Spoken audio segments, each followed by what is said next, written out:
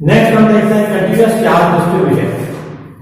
Charge के बारे में जब बात होती है, जब हमने शुरुआत में बात की थी कैरेक्टरिस्टिक और प्रॉपर्टीज ऑफ चार्जेस, तो उसमें ये पढ़ा था हमने कि चार्ज क्वांटाइज होता है, मतलब चार्ज नहीं होता है, कंटीन्यूअस नहीं होता है चार्ज।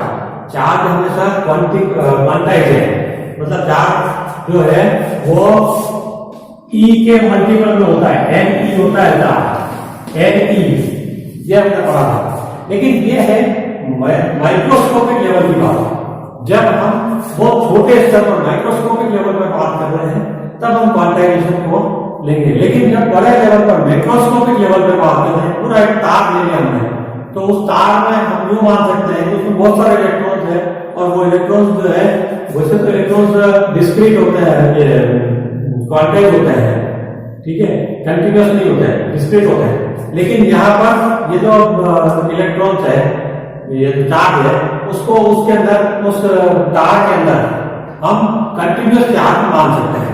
इसी तरह से कोई सरफेस है, जैसे कंघे की बात करें या शीट है, जो उस शीट के ऊपर चार्ज है, वो चार्ज शीट है, तो हम ये कह सकते हैं सरफेस के ऊपर कंटिन्यूअसली चार्ज डिस्ट्रीब्यूटेड है। वास्तव में चार्ज क्वांटाइज होते हैं, डिस्क्रीट होते हैं, लेकिन यहाँ पर जब बड़ी सतह की बात करते हैं, बड़ी लंबाइयों की बात करते हैं, लेंथ की बात करते हैं, या पूरे बड़े वॉल्यूम की बात करते हैं, तो उसमें हम चार्ज को डिस्ट्रीब्यूटेड कंटिन्यूअस डिस्ट्रीब्यूशन के रूप में ले सकते हैं। तो कंटिन्यूअस चार्ज डिस्ट्रीब्यूशन, इसमें तीन बातें हम यहाँ पर लेंगे। एक है सरफेस, दूसरा है लाइन, तीसरा है वॉल्यूम।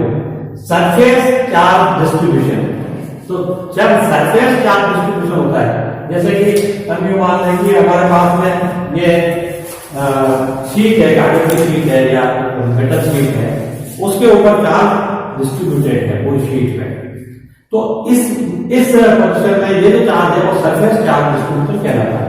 और अगर हम वायर की बात करें, वायर है, एक निश्चित लंबाई का एक वायर है, तो उस वायर पर वो चार्ज वायर है, तो वो लाइन चार्ज डिस्ट्रीब्यूशन कहलाता है। और अगर कोई जो स्फीयर है, गोला है कोई स्फीयर, और उस स्फीयर पर चार्ज डिस्ट्रीब्यूशन की बात करते हैं, उस स्फीयर के सतह पर चार्ज फैला हुआ, पूरे वॉल्यूम में फैला हुआ है, उस स्फीयर के पूरे वॉल्यूम में चार्ज फैला हुआ है, तो हम उसको कहेंगे जो वॉल्यूम चार्ज डिस्ट्रीब्यूशन कहेंगे। तो इन तीनों को हम तीन टर्म से आइडेंटिफाई करते हैं। पहला है सरफेस चार्ज डिस्ट्रीब्यूशन को सरफेस चार्ज डेंसिटी से हम लेते हैं इसको, इस सरफेस चार्ज डेंसिटी। अब डेंसिटी के बारे में हमने छोटी क्लास में मैथमेटिक्स में फिजिक्स में पढ़ा है, डेंसिटी D या rho equal to mass per unit volume. Density जो होती है लिक्विड की डेंसिटी, कोई लिक्विड जैसे आपका जो मर्क्यूरी होता है उसकी डेंसिटी की बात करें, वाटर की डेंसिटी की बात करें, तो मर्क्यूरी ज्यादा डेंस होता है, वाटर कम डेंस होता है। इसी तरह से हम रुई की हैं हमारे पास कॉटन, उस कॉटन की डेंसिटी की बात करें, और कोई लकड़ी है या लोहे की चीज है उनकी डेंसिटी की बात करें, तो रुई की डेंसिटी कम होगी, लोहे की डेंसिटी ज्यादा है। तो डेंसिटी कैसे डिफाइन करते हैं कि कम वॉल्यूम में ज्यादा मास आ जाए।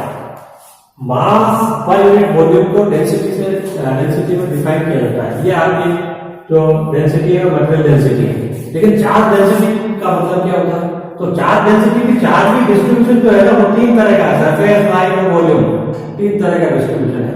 तो तीन तरह की डेंसिटी हम चार्ज में बता सकते हैं। जब सरफेस में डिस्ट्रीब्यूटेड होगा चार्ज तो सरफेस चार्ज डेंसिटी लेंगे, और surface charge density is defined as sigma equal to delta Q upon delta S.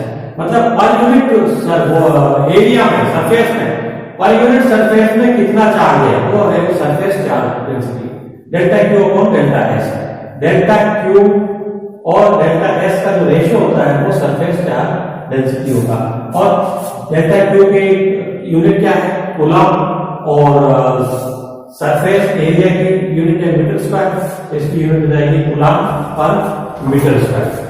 Line charge density, अगर कोई चार्ज है और वो चार्ज पूरी लाइन में डिस्ट्रीब्यूटेड है तो उस स्थिति में लाइन चार्ज डेंसिटी होगी। मतलब केवल एक तार है लंबा और तार में चार्ज है वो तार, तो उसकी पर यूनिट लेंथ में कितना चार्ज है वो कहलाएगा लाइन तो इसको हम लैम्डा से लिखते हैं, delta Q upon delta L से हम इसको निकाल सकते हैं। और इसकी यूनिट होगी चार्ज पर लेंथ, मतलब कूलम पर मीटर, ये इसकी यूनिट होगी। और वॉल्यूम चार्ज डेंसिटी, आपको स्फीयर है, उसको स्फेरिकल कोई बॉडी है, उसके पूरे के अंदर चार्ज डिस्ट्रीब्यूटेड है, तो इसको हम डिफाइन करेंगे इसी तरह से। मास अपॉन वॉल्यूम है तो मास की जगह चार्ज आएगा और वी की जगह वॉल्यूम का वॉल्यूम में जाएगा, तो चार्ज अपॉन वॉल्यूम से इसको वॉल्यूम चार्ज डेंसिटी को डिफाइन करेंगे। तो यहां यूं कह सकते हैं कि volume charge density is charge on body in पर यूनिट वॉल्यूम। तो इसका जो यूनिट होगी वो चार्ज पर वॉल्यूम, मतलब चार्ज है कूलम और वॉल्यूम है मीटर क्यूब में, ये इसकी यूनिट। अब हम लेते हैं आगे next topic, Gauss's law. Gauss ने बहुत ही अच्छा एक लॉ दिया था और उस लॉ को इलेक्ट्रोस्टैटिक्स के लिए ये गॉस लॉ है। इस लॉ को हम डिफाइन करेंगे और इसका प्रूफ करेंगे। स्टेटमेंट देखते हैं इसका, गॉस लॉ का स्टेटमेंट क्या है। Statement, the electric flux through a close surface, देखो ध्यान से देखना इसको, electric flux through a close surface, मतलब कोई एक क्लोज सरफेस है, उस क्लोज सरफेस से जो इलेक्ट्रिक फ्लक्स कितना निकल रहा है, electric flux through a close surface is, वो कितना होगा, is ratio of charge enclosed in close surface by epsilon 0, मतलब एप्सिलॉन नॉट, मतलब कि कोई एक क्लोज सरफेस है, उस क्लोज सरफेस के अंदर कोई चार्ज है, उस चार्ज के कारण इलेक्ट्रिक फील्ड है और इलेक्ट्रिक फील्ड के कारण जो फ्लक्स उससे इमर्ज हो रहा है, बाहर निकल रहा है फ्लक्स से, उस फ्लक्स की वैल्यू फाई, उसके अंदर जो चार्ज है क्यू और एप्सिलॉन 0 के एप्सिलॉन नॉट के रेशियो के बराबर होती है। ये आपका गॉस लॉ है, ये इसका स्टेटमेंट है। अब इसको हमें प्रूफ करना है, इसको प्रूव करना है इसको। तो इसको प्रूव करने के लिए हम ये इस फिगर को देखते हैं। मान लेते हैं कि spherical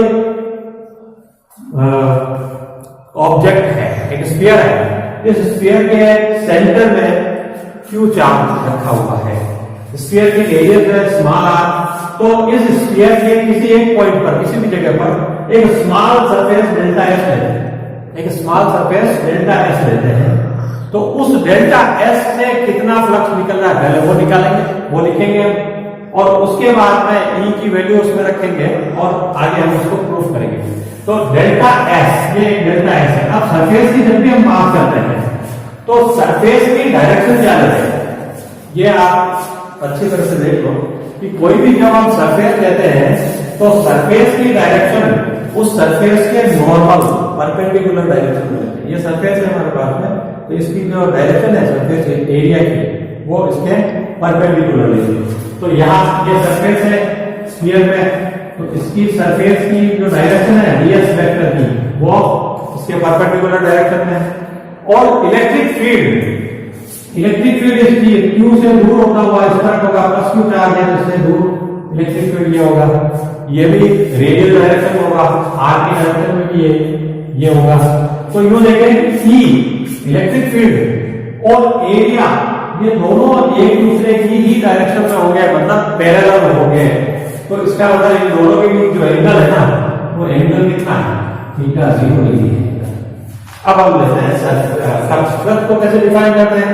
flux through delta S area, any area delta S D phi is equal to dot product of electric field and surface area. तो इसको हम क्यों डॉट प्रोडक्ट है, डॉट प्रोडक्ट लिख सकते हैं, A dot B equal to A B cos theta होता है, तो E dot D S equal to E delta S cos theta. अब देखो थीटा कितना है, 0 डिग्री, दोनों पैरेलल है एक दूसरे के, एक ही डायरेक्शन में है, ई और डेल्टा एस, तो E delta S cos 0 degree होगा। अब phi equal to E delta S cos 0 की वैल्यू 1 होती है, इसलिए ये ई डेल्टा एस आएगा यहाँ पर। नेट फ्लक्स, अब ये जो है ना पूरा जो वॉल्यूम है, इस पूरे वॉल्यूम पूरा जो सरफेस है स्फीयर का, इसके पूरे स्फीयर के वो जो सरफेस है उस सरफेस को हम छोटे छोटे ऐसे टुकड़ों में डिवाइड कर लेते हैं, बहुत सारे टुकड़ों में। ठीक है, मतलब पूरे सरफेस को जो पूरा जो स्फीयर है उसको छोटे छोटे सरफेस से बना हुआ मान सकते हैं। तो टोटल जो एरिया होगा वो कितना होगा, वो टोटल एरिया इसका स्फीयर का एरिया होगा। मतलब अगर हम करें सिग्मा डेल्टा एस करें तो वो क्या होगा 4 पाई आर स्क्वायर, स्फीयर का surface area 4 pi R square होगा। तो टोटल फ्लक्स ऐसे सभी से जो छोटे छोटे टुकड़ों से फ्लक्स निकल रहा है सबको जोड़ लें तो phi equal to total flux, phi equal to ये जो छोटा टुकड़ा है ना इसको सभी को जोड़ ले सिग्मा डेल्टा फाई, सिग्मा मतलब समेशन डेल्टा फाई या D phi, summation D phi. और डी फाई की वैल्यू क्या है, ई डॉट डी एस, ये E dot D S sigma E dot D S. अब ई को देखें, ई कितना होगा यहाँ पर हम पहले पढ़ चुके हैं E equal to R distance पे ई कितना होता है 1/4 pi epsilon nought Q upon R square, ये ई होता है। इसमें देखिए क्यू बदल नहीं रहा है, चेंज नहीं हो रहा है, वही है।